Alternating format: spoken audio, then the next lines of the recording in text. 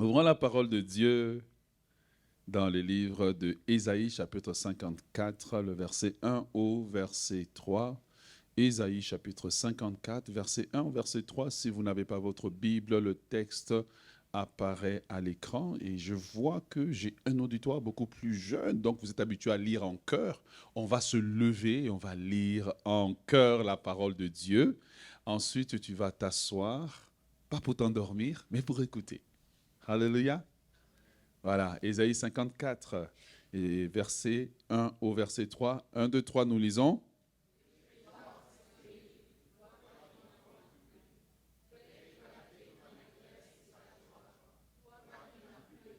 Mhm.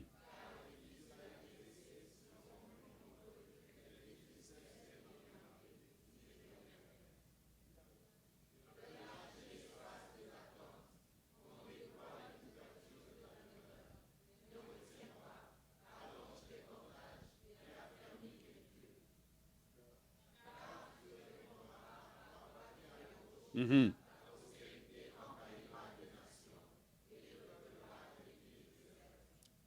Amen. Alors maintenant, je t'invite à déposer ta Bible et à la fermer. Si tu avais une Bible, si tu avais un cellulaire, juste ferme ta Bible un moment. Et j'aimerais que tu te tournes vers 5 personnes et dis-lui ce texte est une prophétie sur ta vie. 5 personnes. Dis-lui ce texte est une prophétie. Sérieusement, dis-lui c'est une prophétie. Reçois la prophétie. C'est une prophétie sur ta vie. Mais quand tu lui dis, est-ce qu'il dit je reçois ou bien il te salue seulement? Oh yes.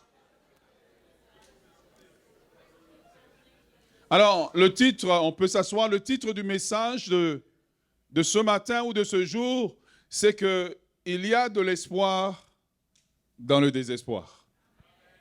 Il y a de l'espoir dans le désespoir. Je ne sais pas comment tu es venu aujourd'hui, je ne sais pas qu'est-ce que tu es en train de vivre, mais il nous arrive parfois que nous vivons des situations pour lesquelles nous avons l'impression qu'il n'y a plus d'espoir. J'ai passé une période de ma vie où c'était tellement difficile que j'avais arrêté de rêver. Et c'est dangereux lorsque une personne, en fait, ne rêve plus. Un des signes que ça va mal, c'est que tu rêves plus. Tu rêves plus, quoi. Tu n'as plus, non seulement tu n'as pas de rêve la nuit, mais même tu ne rêves pas d'un avenir meilleur. Un avenir où tu es prospère. Car Dieu nous a donné les rêves comme une façon de nous parler, mais aussi comme une façon de garder l'espoir que même si nous sommes dans la crise, demain, ça ira mieux. Et souvent, ce n'est pas tellement ce qui nous arrive, mais c'est plutôt notre habileté de continuer à rêver malgré les crises que nous traversons. Lamentation, chapitre 3, le prophète voit la ville de Jérusalem en train de s'écrouler et de tomber. Alors on s'attendrait à ce qu'ils disent, oh là là, la nation est finie, et puis qu'ils deviennent dépressifs. Mais qu'est-ce qui se passe alors que Jérusalem est en train de tomber? Il dit, voici ce que je verrai passer dans mon cœur. Voilà, tu vois quelqu'un qui rêve, dans la crise, il a l'habileté, la capacité de continuer à espérer un lendemain meilleur. Il dit, voici ce que je vais passer dans mon cœur, c'est que les bontés de l'Éternel ne sont pas épuisées et ses compassions se renouvellent chaque matin et il voit les murailles en train de tomber et il dit, grande est ta fidélité. Parce que lorsque tu traverses une crise et que tu as encore de l'espoir, tu as cette capacité de voir la fidélité de Dieu dans la crise. Come on! Tu as la capacité de voir la main de Dieu dans la crise parce que la crise ne contient pas la main de Dieu, mais la main de Dieu contrôle la crise. Que cela soit ton partage dans le nom de Jésus. Donne-moi un amen vivant dans le nom de Jésus. Donne-moi un amen vivant dans le nom de Jésus. Alors que tu comprends ça, alors tu comprends que Dieu veut que nous puissions comprendre que dans le désespoir que nous traversons, que tu traverses, il y a une lueur d'espoir. Mais je commence quand même par ma belle histoire que j'ai racontée tout à l'heure à notre premier culte. C'est que je me suis acquis un véhicule dernièrement et je bénis Dieu pour ça. Pendant que tu dis Amen, reçois ta voiture. Ma femme a fait Amen. Reçois la Range Rover. Reçois le permis de conduire. Et alors, je démarre le véhicule. D'abord, une des premières expériences, c'est que mon véhicule, c'est un véhicule hybride. Dans la première fois que j'ai démarré, j'ai eu quelques problèmes techniques parce que je n'ai pas entendu le moteur. Donc là, je continuais à appuyer. Et ça ressemble à des gens qui continuent à prier alors que Dieu les a déjà exaucés. Dieu dit, ouvre tes yeux, marche vers ta bénédiction. Seigneur, donne-moi, donne-moi. Dieu dit, non, je t'ai déjà exaucé. Alors, je conduis la voiture, et j'amène le véhicule. Et au moment où j'amène le véhicule, je sors du véhicule. Et là, ça fait comme une affaire sur le pare-brise. Ça m'envoie un signal. Ça dit, vérifiez le fauteuil arrière. Ben moi, dans le fauteuil arrière, j'étais tout seul dans le véhicule. Est-ce qu'un esprit est entré dans le véhicule ou qu'est-ce qui s'est passé? Alors, en fait, je réalise qu'il y a un mécanisme de sécurité dans mon véhicule afin de pouvoir permettre de repérer si quand je quitte le véhicule, il y a un enfant qui est resté sur un siège de bébé. Et en fait, c'est une mesure pour pouvoir éviter des accidents malheureux qui peuvent arriver d'un bébé qui a été, d'un enfant ou d'un bébé qui a été oublié. Pourquoi? Parce que, eh bien, dans l'histoire ici, un peu ici au Canada, au Québec, nous avons eu des drames qui sont arrivés, et dont l'un des drames était arrivé le 17 août 2016, où un papa était en train d'aller déposer un enfant à l'école qui avait sport-études, et il avait son deuxième petit enfant dans sa voiture, et il devait les emmener tous les deux. Donc, il devait déposer un à l'école, ensuite déposer un à la garderie, ensuite aller au travail. Alors, il est parti, il a déposé le premier enfant. Et il était tellement préoccupé par sa journée qu'il est parti avec le deuxième enfant au travail. Mais si au moins il était parti avec au travail, on se dirait que, ben, écoute, l'enfant, au moins, quand il est arrivé là, il a une promotion, il commence sa carrière, il a sorti la garderie, l'université et tout, quoi. Et puis, directement, il a un travail. Mais en fait, on réalise que le papa emmène l'enfant à le travail, oublie que l'enfant est là et il n'y a pas un mécanisme pour dire au papa que tu as oublié l'enfant et le papa ferme la porte, bloque la voiture, l'enfant reste dans le véhicule toute la journée, suffoque et l'enfant décède. Parce que le papa était très occupé et très préoccupé. Et vous savez, parfois nous aussi, on a l'impression que Dieu est trop occupé pour nous. On a cette impression que parce qu'il est là, il est le roi des rois et il a tout l'univers à gérer, des anges à gérer, des anges rebelles à gérer, comme Lucifer. Et parfois, tu as l'impression que Dieu est trop occupé pour toi. Mais j'aimerais te dire ce matin que Dieu n'est pas trop occupé pour toi. Dieu ne t'a pas oublié comme ce papa qui a oublié son propre enfant. Dieu n'est pas trop occupé pour toi. Oui, Dieu, non seulement il contrôle l'univers, il doit contrôler Mars, Jupiter et tout l'univers visible et invisible. Mais ce qui est beau, c'est que le psalmiste dit, qu'est-ce que l'homme pour que tu penses à lui? Et le fils de l'homme pour que tu te souviennes de lui. Comment Dieu se souvient de toi? Si ton père t'oublie, Dieu ne t'oublie pas. Si ton professeur t'oublie, Dieu ne t'oublie pas. Je ne sais pas pour vous, nous on a grandi famille nombreuse, parfois ton propre père t'appelle et dit c'est quoi ton nom? Mais Dieu te connaît et la Bible dit aucun cheveu ne peut tomber de ta tête sans que lui ne le connaisse d'avance. Amen. Et j'aimerais que tu avances dans la vie en sachant que Dieu n'est pas trop occupé pour toi. Dieu, dans le monde, il a des milliers de personnes qui croient en lui, comme toi. Ces personnes croient en lui en Asie, ces personnes croient en lui en Afrique, ces personnes croient en lui en Amérique. Et toutes ces personnes-là crient après Dieu pour différents besoins qu'ils ont. Certaines viennent pour l'adorer, certaines viennent pour demander différentes choses. Et Dieu est occupé. S'il y a une personne qui est le plus occupée dans l'univers, c'est Dieu. Mais la bonne nouvelle, c'est que Dieu n'est jamais trop occupé pour toi.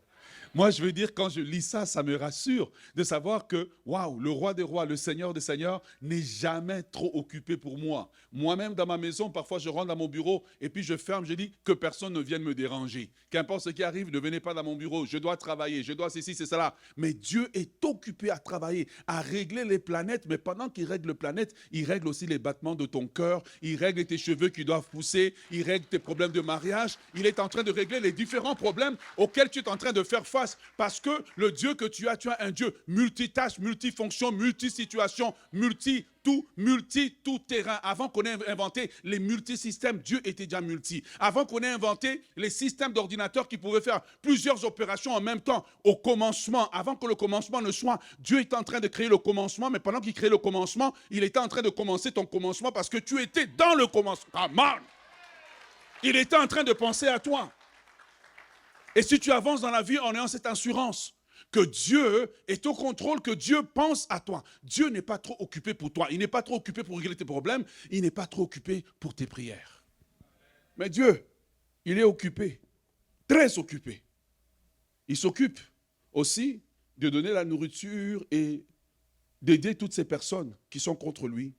Ces personnes qui ne le connaissent pas, qui le maudissent, qui parlent mal contre lui. Mais Dieu est bon parce que la Bible dit qu'il fait lever le soleil sur les bons et les méchants. Mais malgré qu'il s'occupe des personnes qui ne le connaissent pas, Dieu sait que tu es son enfant. Dieu connaît tes besoins. Il connaît tes besoins exprimés et tes besoins non exprimés. Dis à ton voisin, Dieu n'est pas trop occupé pour toi. Si ton voisin il a plus de 2 chaises, c'est que tu es dans la mauvaise chaise. Dieu, dis à ton voisin, Dieu n'est pas trop occupé pour toi. Ésaïe chapitre 49, le verset 14 à 15, Ésaïe dit, Sion disait, l'Éternel m'a abandonné, le Seigneur m'oublie. Et Dieu pose la question, une femme oublie-t-elle l'enfant qu'elle allait? N'a-t-elle pas pitié du fruit de ses entrailles? Quand elle l'oublierait, moi, je ne t'oublierai point. C'est la signature de Dieu. C'est ce que Dieu est en train de te dire. Peut-être que oui, tu ne vois pas peut-être la main de Dieu. Tu ne comprends pas qu'est-ce qui est en train de se passer dans ta vie. Mais Dieu te dit, si une mère comme ce papa peut oublier son enfant, il dit, moi Dieu, je ne t'oublie pas. Je veille sur toi jour et nuit et je veille sur ma parole dans ta vie pour l'accomplir. Amen. Alors lorsqu'on revient à notre texte, on se rend compte que Dieu est en train de dire une chose. Je ne sais pas si c'est possible de remettre Isaïe 54, le verset 1 tout simplement. Eh bien Dieu dit, réjouis-toi. Réjouis-toi stérile. Moi, j'aurais pensé que, je ne sais pas. Si j'étais Dieu, je n'aurais pas dit réjouis-toi stérile. J'aurais dit réjouis-toi le roi. J'aurais dit réjouis-toi le prince. Parce qu'en réalité, quand on fonctionne dans la vie, on aime bien se tenir avec, vous voyez, des personnes un peu du même standing que nous. Vous voyez, j'aimerais me tenir avec quelqu'un qui a réussi, quelqu'un qui a, voilà, je ne sais pas moi, un bon joueur de foot. J'aimerais me tenir avec un chanteur bien connu. J'aimerais me tenir avec quelqu'un qui a de l'argent. Vous ne dites pas amen. Bon, c'est correct. Comme vous dites là, ça ne vous arrivera pas non plus. Donc, si tu le veux, dis amen. Mais ce que j'aime de Dieu, c'est que il est servi par une légion et des légions d'anges. Mais ce que j'aime de lui, c'est qu'il vient et il s'intéresse à ceux de qui la société ne s'intéresse pas. Parce qu'une personne qu'on appellerait stérile, celle qui n'enfante plus, ça veut dire que techniquement, dans la culture de l'époque, son utilité sociale, en fait, est terminée. Elle ne peut rien apporter. Mais Dieu s'intéresse aux gens qui ne lui rapportent rien. Ah oui. Il s'intéresse. Il s'est intéressé à Rahab.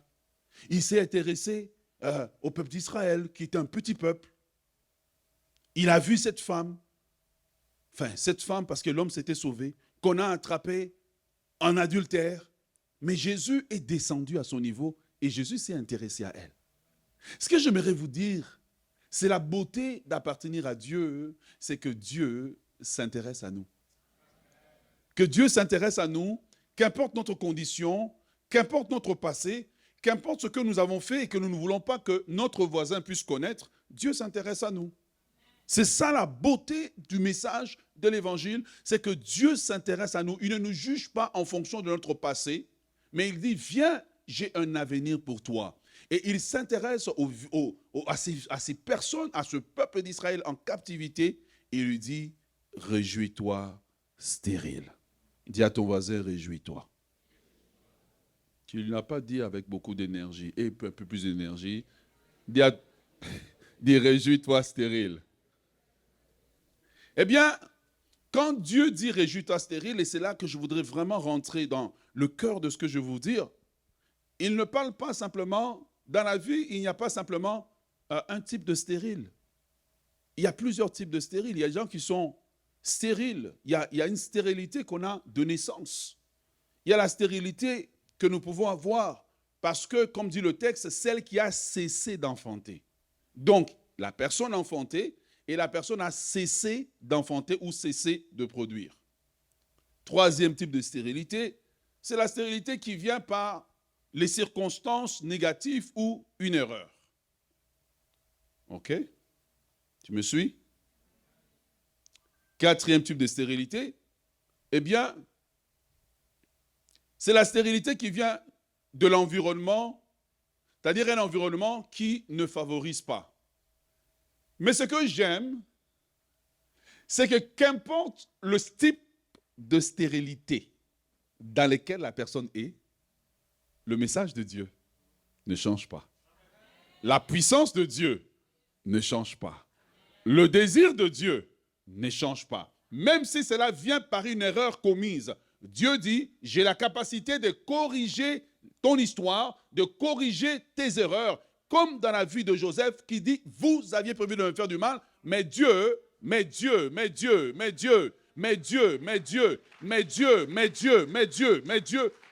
l'a changé en bien. Et ce matin, je suis en train de parler à des personnes qui sont arrivées, qui sont bien habillées, qui sont respectables, mais derrière, en arrière, tu es en train de vivre quelque chose et tu as l'impression que Dieu t'a délaissé, qu'il n'y a plus d'avenir pour toi. Quand Dieu dit que réjouissez-vous, Dieu est en train de dire à cette communauté de personnes qu'il y a encore un avenir pour vous. Aujourd'hui, vous voyez des décombres, mais l'avenir sera meilleur pour vous. Aujourd'hui, vous voyez qu'il n'y a pas d'espoir, mais demain, il y aura un espoir pour vous. Dieu est le Dieu de restauration. Quelqu'un acclame le Seigneur.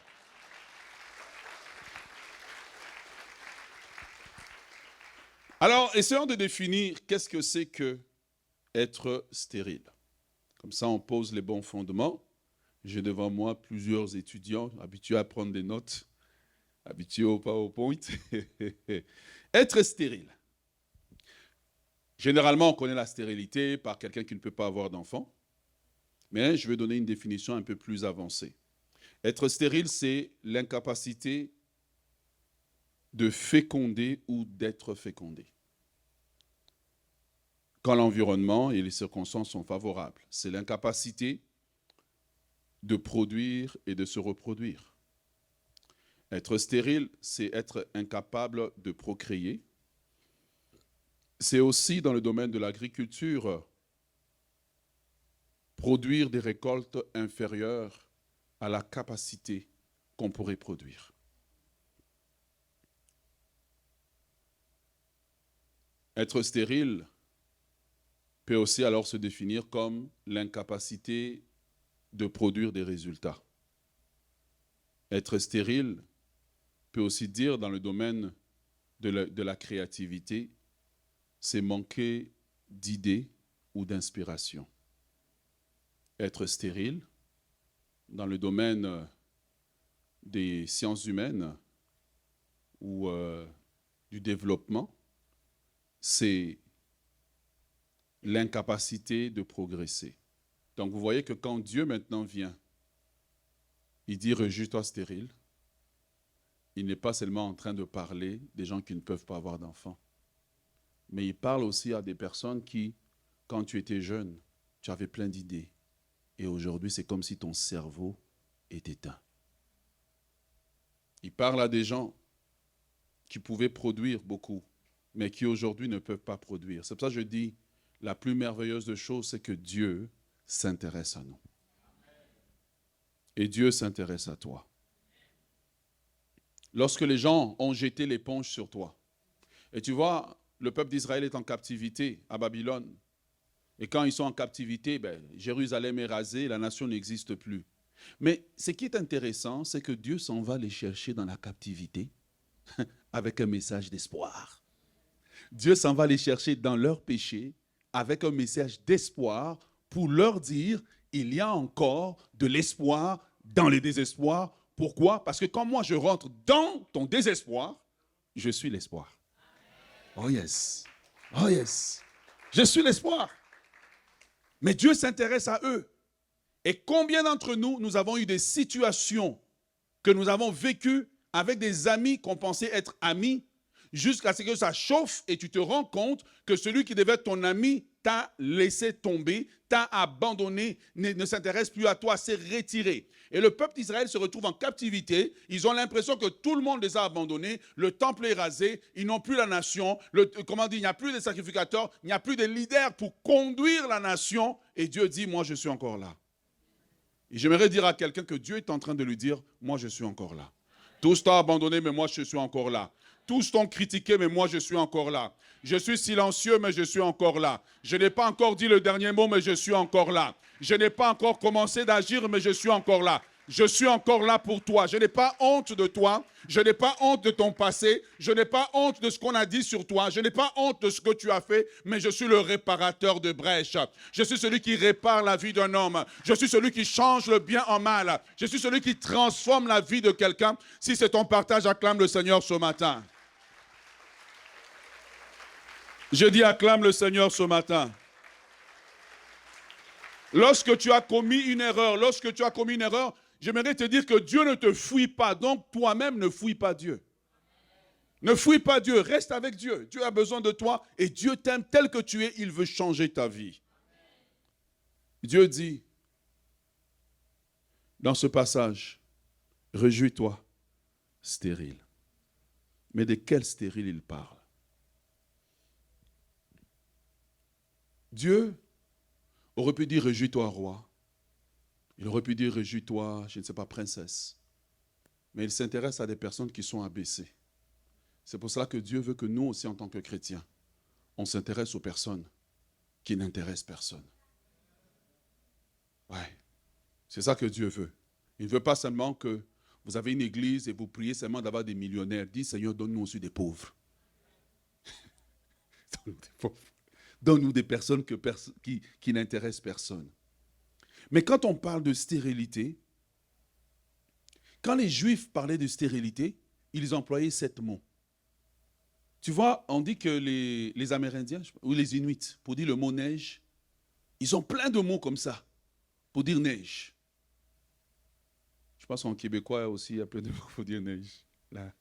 Mais ils ont plein de mots. Pourquoi? Parce que les mots vont définir en fait la pensée. Et donc, ici, lorsque le peuple dit, Dieu dit au peuple, réjouis-toi stérile, il parle d'un certain type de stérilité. Dieu voulant, les autres dimanches qui viennent, je vais pouvoir définir encore les autres mots, mais quand Dieu dit, réjouis-toi stérile, c'est le mot hébreu akar, A-Q-A-R. Dis à ton voisin akar. Pas agar, akar. C'est le mot akar. Akar signifie destruction, ablation des organes reproducteurs. Avoir les organes de reproduction, mais qui ne fonctionnent pas. En fait, ce mot est utilisé pour parler de Sarah, qui était la mère d'Isaac, ou bien la femme d'Abraham, qui était stérile. Ce mot est utilisé pour parler de Rachel, qui était stérile. Ce mot est utilisé pour parler de la maman de Samson, qui était stérile. Qu'est-ce que cela veut dire pour nous? Akar veut dire, quand tu es frappé de la stérilité akar, ça veut dire que en apparence, tu as tout en fait. Mais tu n'arrives pas à produire les résultats. Quand on te regarde, tu as fini comme ingénieur. Tu as fini comme, je ne sais pas moi, comptable. Donc, on s'attend à ce que dans la vie, tu aies un certain niveau. Mais quand tu regardes ton niveau, et tu regardes les organes reproducteurs qui est le diplôme que tu as, Et tu regardes l'argent que tu fais. Et tu regardes ta qualité de vie. Et tu te rends compte qu'il y a une forme de stérilité ici. Est-ce que tu es avec moi? La stérilité Agar veut dire que quand tu te regardes dans le miroir, tu es belle. Normalement, le type de beauté que tu as, à 20-21 ans, ton cas est réglé. Mais 30 ans approchent. Tu es rentré dans une série de jeûnes et prières. Parce que tu as les organes du mariage, qui est la face, ton beau caractère. Et tu te rends compte que malgré ce que tu as l'impression qu'au lieu d'avancer, tu es en train de reculer. La stérilité Agar. Tu es ici et tu te compares par rapport à ta famille qui est restée dans ton pays. Et tu te rends compte que, autant que tu étais pauvre là-bas, tu es arrivé ici. Malgré que tu travailles du matin au soir, tu as juste l'impression que, pour toute l'énergie que tu dépenses, tu es toujours au point zéro. Tu as un problème de stérilité Agar. Est-ce que tu es avec moi? La stérilité Agar, lorsqu'elle est ton partage, c'est que l'apparence est là. J'ai une amie qui a échoué un examen quand nous étions au collège. Son professeur le regarde et dit, mais pourtant tu as l'air intelligente. Est-ce que tu me comprends? La stérilité Agar, c'est quand j'ai l'air riche, je sens que je suis riche, mais je ne suis pas riche. Est-ce que tu es avec moi? La stérilité Agar, c'est quand j'ai l'apparence, j'ai tout en fait, j'ai ce qu'il faut, mais je n'obtiens pas les résultats de ce que je veux. Et beaucoup de gens souffrent de ça et ils ont l'impression de tourner en rond dans la vie parce qu'ils souffrent d'une forme de stérilité qui n'a pas été diagnostiquée. Or, dans ce que je vais prêcher, dans les prochains dimanches, le but est de diagnostiquer cette stérilité, de l'éradiquer de ta vie, et par la grâce de Dieu, je te vois en train de prospérer. Par la grâce de Dieu, je te vois en train d'avancer. Et ce que j'aimerais te dire, c'est que Sarah a souffert de cette même stérilité, mais la Bible dit que Sarah a eu un enfant à 99 ans. Parce que qu'importe le stade avancé de cette stérilité, quand Dieu rentre dans l'équation, Abraham devient Abraham. Sarah devient Sarah. Tu vois, quand Dieu rentre dans cette équation, il laisse lui-même son empreinte, son ADN. Ce que j'aimerais te dire, c'est que cette stérilité a été repérée dans ta vie par le Saint-Esprit et maintenant il y a une opération de déracinement qui est en train d'arriver. Sois avec nous les prochains dimanches parce qu'on va parler de différentes formes de stérilité que les gens sont en train de vivre. J'ai tout pour réussir. Bien-aimé, cette stérilité-là, je la connais bien. Ah oui, un jour, je souffrais tellement. Je souffrais, je pleurais dans mon sous-sol à la maison. Je pleurais devant Dieu. Je pleurais. Et pendant que je pleure, j'ai dit à Dieu, change ma condition. Les prières de Jaébé, je les ai faites dans toutes les formes possibles et imaginables. Et pendant que je suis en train de pleurer devant Dieu, tout seul dans le sous-sol, Dieu me donne une vision.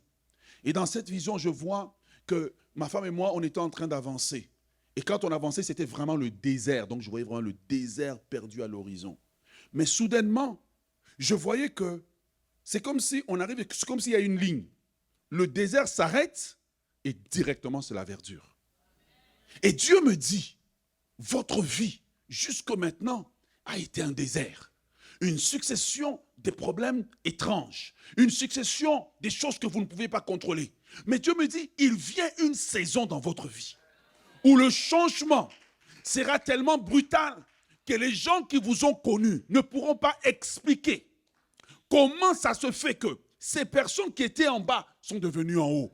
Comment ça se fait que ces personnes qui n'avaient rien possèdent beaucoup. Je prie que cela soit ton partage cet après-midi dans le nom de Jésus.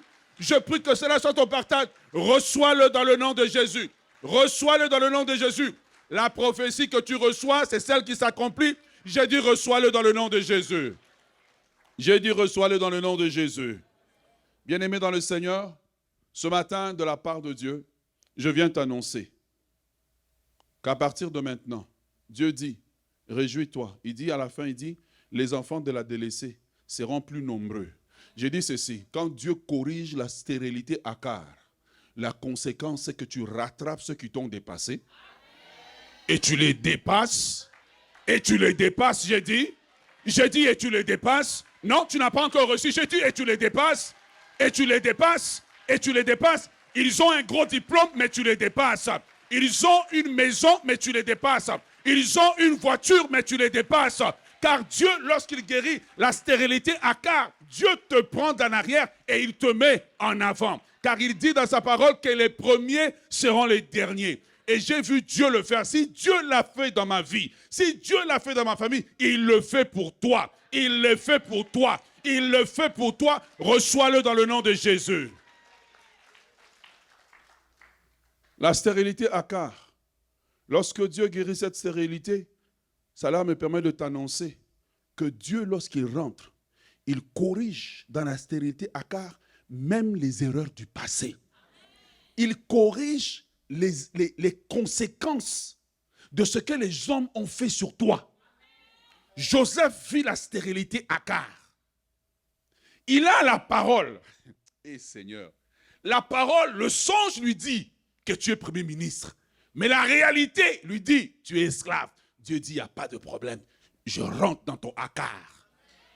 Dis à Dieu, rentre dans mon accar. Rentre dans mon accar. Rentre dans ma stérilité. Change mon histoire. Réécris mon histoire. Corrige ma trajectoire. Dieu rentre dedans. Joseph dit plus tard, vous aviez prévu de me faire du mal. Mais Dieu l'a changé. Dis à ton voisin, Dieu change en bien. Dieu change en bien dans ta vie. Dieu change en bien dans ta vie.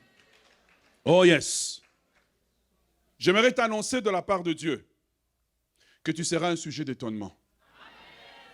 Que tu seras un sujet d'étonnement. J'ai toujours dit, quand tu t'assieds à côté de quelqu'un à l'église, de temps en temps, prends une photo. Parce qu'un jour, tu n'auras pas de preuves pour dire je le connaissais. Je t'annonce de la part de Dieu que tu marcheras dans un tel niveau de gloire que des gens chercheront à avoir une photo avec toi. Tu vas marcher dans un tel niveau de gloire que des gens chercheront à avoir une photo avec toi. Tu avais rêvé ça un jour? Mais quand Dieu brise la stérilité à quart, quand Dieu la brise, tu commences à te promener en te cachant. Parce que ce jour-là, tu n'étais pas maquillé. Tu ne veux plus faire de photos. Il y a un niveau de gloire que Dieu veut déposer dans ta vie. Il y a une stérilité dans ta vie que Dieu veut briser. Cette stérilité, ton père l'a transportée, ta mère l'a transportée, ta grand-mère l'a transportée. C'est la saison où la stérilité à quart est en train d'être démasquée et brisée dans ta vie. Dans le nom de Jésus, acclame le Seigneur. Ah oui. Vous savez ce que le diable fait, c'est qu'il prend un problème, il le cache comme s'il était naturel. Pour que tu l'acceptes comme étant un fait. Mais cette stérilité est démasquée et ta vie est en train de changer. Je déclare sur ta vie que tu seras un sujet de témoignage. Je déclare dans ta vie que les hommes vont voyager de loin. Les gens de ta famille là, les mêmes qui t'ont critiqué, les mêmes qui t'ont rejeté, ils vont voyager de loin pour venir voir. Est-ce que ce que nous avons entendu est vrai? Est-ce que cette personne est devenue ce qu'elle est devenue? Oui, tu seras un sujet d'étonnement. Ésaïe dit, nous sommes un signe et un présage. Je déclare sur ta vie, tu seras le nouveau barème, le nouveau standard de ta famille. Oh yes. La question ici, ce qui doit te préoccuper, ce n'est pas comment cela se fera. Car l'ange dit à Marie, le Saint-Esprit viendra sur toi. Quand c'est impossible, le Saint-Esprit vient sur toi. Mais je veux que tu reçoives cette parole comme venant de Dieu, que Dieu brise une certaine stérilité dans ta vie. Que tu n'auras plus l'air d'être prospère, mais tu seras. Tu n'auras plus l'air d'être marié, mais tu seras. Tu n'auras plus l'air d'être intelligent, mais tu seras. Reçois cela dans le nom de Jésus. Reçois cela dans le nom de Jésus. Il y a quelques années, j'étais là en train de prêcher et je disais, recevez le mariage. Certaines personnes étaient assises les bras croisés, d'autres recevaient. Ah, quand tu reçois, tu reçois. Hein? Alléluia. Comment sortir de la stérilité Akar? Vous devez combattre cette forme de stérilité dans votre vie. Ce que le diable veut, c'est de vous l'imposer, vous l'acceptez et vous le transférez aux générations à venir. La stérilité Akar, elle se combat. Vous devez la refuser. N'es-tu pas fatigué? Hein? Regarde, je vais t'expliquer la stérilité Akar. Tu vois, c'est quand tu as un sac de designer. Donnez-moi le nom d'un designer. Esprit de division sort. Donnez-moi le nom d'un designer. Bon, tu as un sac Chanel, n'est-ce pas? Mais c'est un faux. Mais tu ne peux jamais en fait aller chercher un vrai. Tu désires le vrai. Il vient un temps où tu dois t'offrir ce que tu veux. Tu vois, tu t'offres ce que tu veux parce que la Bible dit, l'Éternel a béni Abraham en toutes choses. Donc tu arrives à un point où j'ai envie de manger ça aujourd'hui. Je vais au restaurant. Je ne commence pas à regarder le moins cher. Non, j'ouvre seulement. J'ouvre seulement. J'ai dit j'ouvre seulement. J'ai dit j'ouvre seulement. Je mange. Je veux ça, je veux ça, je veux ça. Quand je mange, on t'apporte la facture. Tu n'as pas besoin de regarder. Tu sors la carte, tu donnes la carte. Reçois-le dans le nom de Jésus. Reçois-le dans le nom de Jésus. Que tout esprit de petitesse te quitte. Que tout esprit de pauvreté te quitte. Que tout esprit de limitation te quitte. Que tout esprit de médiocrité te quitte. Que te quitte dans le nom de Jésus. Reçois ta prospérité. Reçois ton élévation. Reçois ta percée. Reçois dans le nom de Jésus. Que tout stress lié à cette stérilité te quitte. Ah ouais. Pour vous qui étiez là au premier culte, vous voyez pourquoi il faut être au deuxième? Aïe, aïe, aïe. Te quitte. Te quitte. Que toute mentalité qui a été imposée par cette pauvreté te quitte. Mentalité qui veut que, comme je ne prospère pas, d'autres doivent pas prospérer. Non. Que tu arrives à un niveau où tu es tellement bien que quand quelqu'un a réussi, tu es le premier à venir le féliciter. Tu lui dis, bienvenue au club. Bienvenue au club, bienvenue au club, bienvenue au club. Bienvenue au club. Alléluia. Alors comment sortir de cette stérilité Akar? Numéro 1. 2 Chroniques chapitre 20, le verset 20 nous dit, et c'est le roi Josaphat qui parle, Dieu lui donne une stratégie. La Bible dit le lendemain, il s'est mis en marche de grand matin pour le désert de Tekoa. Au départ, Josaphat se présenta et dit, écoutez-moi, Juda et habitants de Jérusalem. Confiez-vous en l'Éternel, votre Dieu, et vous serez affermis. Confiez-vous en ses prophètes et vous réussirez. Voici la clé pour sortir de la prospérité Akar. Ça, c'est une grande clé dans la parole de Dieu. La première clé pour sortir de la prospérité, de la stérilité Akar, c'est d'apprendre à se confier en Dieu. La Bible dit dans le livre d'Ésaïe que ceux qui se confient en l'Éternel renouvellent leur force. Donc, une des choses qui se passe lorsque tu te confies en Dieu plus que dans tes efforts, c'est que, ce qui t'arrive, c'est le mot hébreu aman. Il dit, confiez-vous en l'Éternel et vous serez affermis. Donc, tu es affermi, tu es aman. Tu es affermi, tu es stable. Tu es stable dans ta foi, tu es stable dans ton espérance, tu es stable. Tu n'es pas ballotté à tout vent des circonstances. Ésaïe dit, ceux qui se confient en l'Éternel, j'aime bien en anglais, ils disent, those that wait upon the Lord. Ceux qui s'attendent au Seigneur, ceux qui attendent le Seigneur, il y a une chose qui se passe lorsque tu apprends à compter sur Dieu, tes forces sont renouvelées. Tu dors, mais ton sommeil est un sommeil de renouvellement. Ça, c'est la première des choses qui te permet de briser la stérilité. Car c'est l'habitude d'entrer dans la présence de Dieu, de demeurer dans la présence de Dieu et de juste rester là parce que tu as envie de quelqu'un qui veut de toi quand personne ne veut de toi, quelqu'un qui te sécurise, quelqu'un qui te donne des paroles de consolation, quelqu'un dont David a connu, il a dit, j'élève les yeux vers les montagnes, d'où me viendra le secours? Le secours me vient de l'Éternel qui a fait le ciel et la terre. Il ne permettra pas que ton pied chancelle, c'est lui qui garde Israël. Le soir viennent les larmes, mais le matin viennent les cris d'allégresse. Quand tu apprends à demeurer dans la présence de Dieu, alors que tu es dans la pression des circonstances, alors tu commences à renouveler tes forces. Tu commences à être stable dans ta confession. Beaucoup de gens ne sont pas stables dans leur confession parce qu'ils n'ont pas développé l'art de demeurer dans la présence de Dieu. Ils n'ont pas développé l'art de rester longtemps dans la présence de Dieu. Numéro 2, il dit, confiez-vous à une deuxième catégorie. Remettez-moi le texte si c'est possible. Il dit, confiez-vous. La première personne, c'est qui? En l'Éternel. Deuxième chose, il dit, confiez-vous en qui? Tu vois le problème de beaucoup de gens? Ils n'en croient pas dans les hommes de Dieu. Mais Josaphat dit, la stratégie de la victoire, c'est de reconnaître qu'il y a sur la terre des hommes de Dieu. Il y a sur la terre des prophètes de Dieu. Et quand je parle prophète, ce n'est pas seulement quelqu'un qui vient te raconter ce qui va arriver demain, mais ce que je te dis ici est une prophétie sur ta vie. Et si tu ne crois pas que je suis oint, si tu ne crois pas que je suis un prophète, malheureusement pour toi, tu vas manquer parce que la deuxième type de personne en qui il faut se confier, c'est l'homme qui apporte le message de Dieu. Tu dois le recevoir comme un homme de Dieu. Tu dois le recevoir parce que quand tu reçois un homme comme un homme de Dieu, la première des choses qui se passe, c'est qu'il y a un changement dans ta vie. Permettez-moi de vous donner cet exemple rapidement. Je vais essayer de le faire de façon très polie.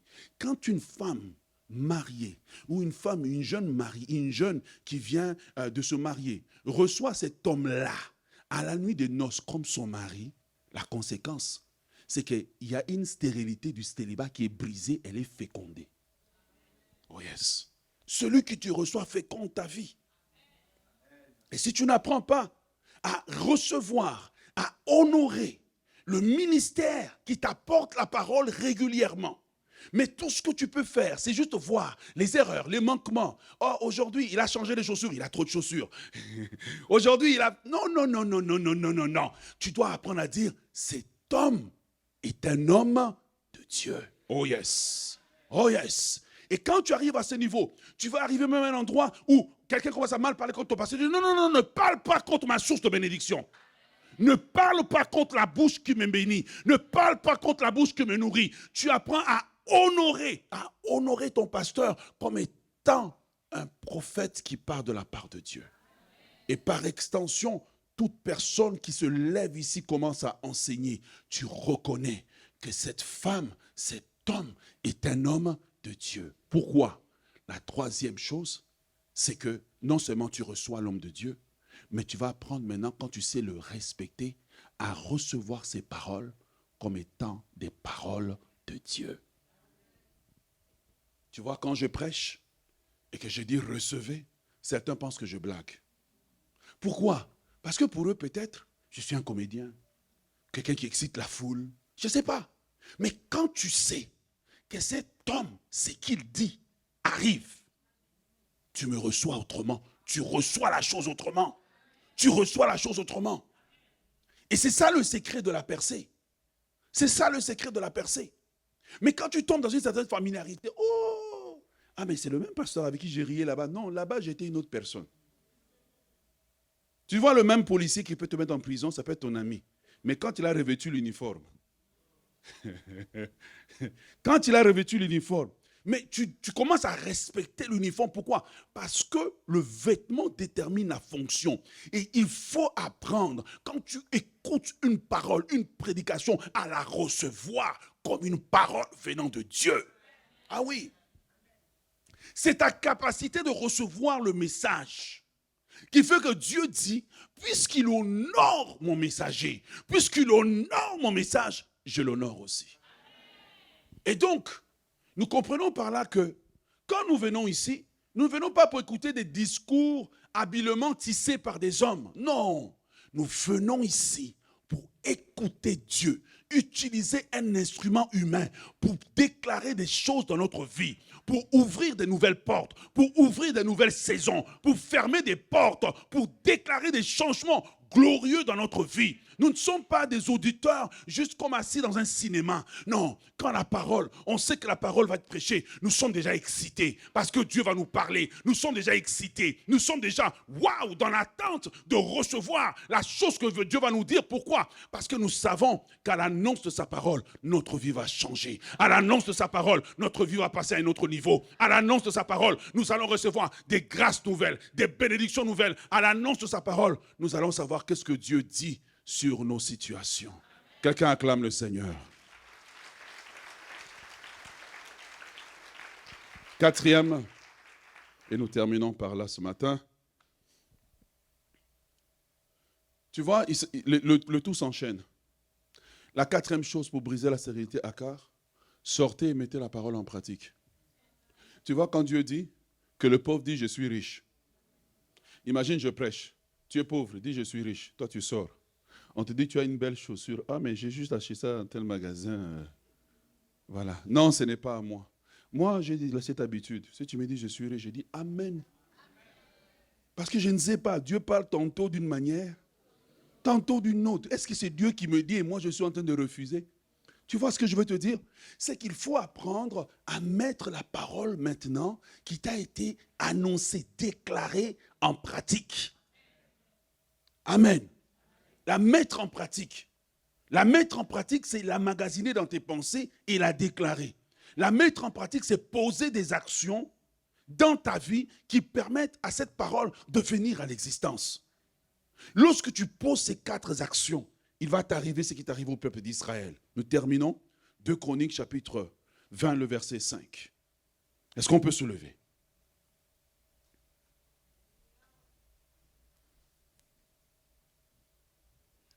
2 Chroniques 20, le verset 5. Qu'est-ce que la Bible dit? 20, le verset 25. J'aimerais qu'on puisse le lire ensemble aujourd'hui pour terminer. Qu'est-ce qu'il dit? 1, 2, 3.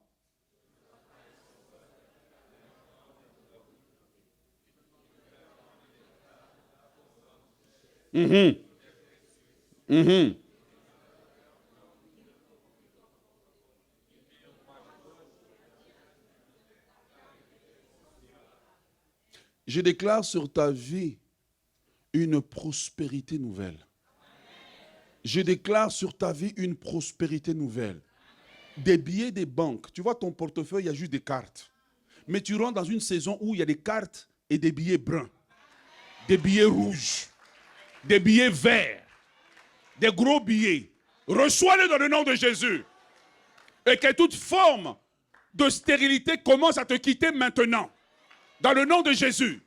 La conséquence, lorsqu'ils ont écouté, lorsqu'ils se sont confiés en Dieu, lorsqu'ils ont reçu le prophète comme étant un envoyé de Dieu, lorsqu'ils ont reçu le message du prophète et qu'ils ont mis la parole en pratique, la Bible dit que pendant 3 jours, je déclare sur toi 3 jours de bénédiction. Je déclare sur toi 3 jours de bénédiction. 3 jours où le ciel s'ouvre sur toi pour de nouvelles opportunités. 3 jours où tu vas recevoir des appels des employeurs. 3 jours où tu vas voir la gloire de Dieu. Reçois-le dans le nom de Jésus. Pendant 3 jours, le simple fait de s'être confié en Dieu, le simple fait d'avoir écouté la voix du prophète, d'avoir reçu le prophète comme un homme de Dieu. Regarde, ils sont sur un champ de bataille, le prophète n'est même pas un guerrier. Mais ils le reçoivent comme étant quelqu'un envoyé de Dieu. Ton problème, c'est que tu ne sais pas recevoir un homme de Dieu. Reçois, apprends à recevoir. Et quand ils l'ont reçu, 3 jours, Jésus arrive. Il croise Pierre dans la barque. Pierre, toute la nuit, n'a pas péché. Mais Pierre le reçoit comme un homme important. Jésus lui dit, allez en pleine eau, jetez le filet. Qu'est-ce que Pierre répond? Il a reçu la parole. Non seulement la parole est entrée dans la barque, mais la parole est entrée en lui. Oh yes. Il a reçu, et la Bible dit, il dit sur ta parole, je jetterai le filet.